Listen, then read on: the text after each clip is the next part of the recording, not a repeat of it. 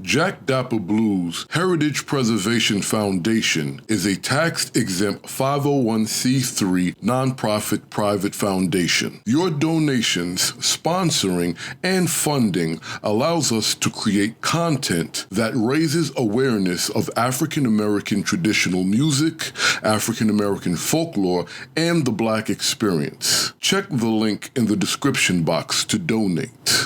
If you wish to sponsor podcasts, documentary series, or underwrite ads in our upcoming newspaper, The African American Folklorist, launching February 5th, 2020, contact the email address in the description box. I think many African Americans know what folklore, folk life, folkloristics is in a certain way, but they don't understand that it's a field, and they probably don't use the terms folklore, folk life, and etc. So in terms of a deep understanding of the professional field itself, very few, I imagine. I didn't know there was a field of folk life and folklore until I got to grad school. So, there's a good example right there. What got you into it?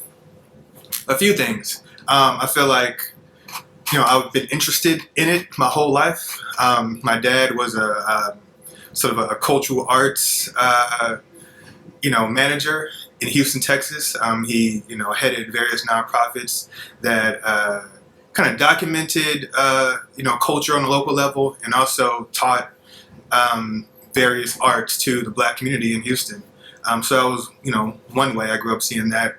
Also, part of my family's from Louisiana, so they migrated to Houston.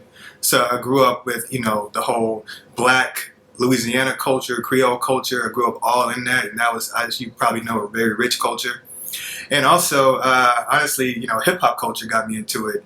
I always saw hip hop as a voice for a segment of our people that kind of documented, both the trials and the triumphs. And so I think, a deep appreciation for hip hop, gave me the interest and skills to have a deep appreciation for other folks' culture. So I went to grad school to, study hip hop culture. And as I was in grad school, training to be an academic, I became interested in public folklore, and here I am. And, as I know, growing up in Black communities, there's people in the communities who consider themselves community historians, or community storytellers who can tell you everything about your neighborhood, about the Black folks in your city. They may collect art and articles and things like that. So, I think there's this understanding of the need to preserve and document our culture. I just don't think we necessarily use the terms folklore and folk life, and we don't know that it's a professional field of study, and that there's jobs, gigs, grant money, and all that in it. So we're kind of shut out of the professional public side of it, I would say. But we do the work all the time.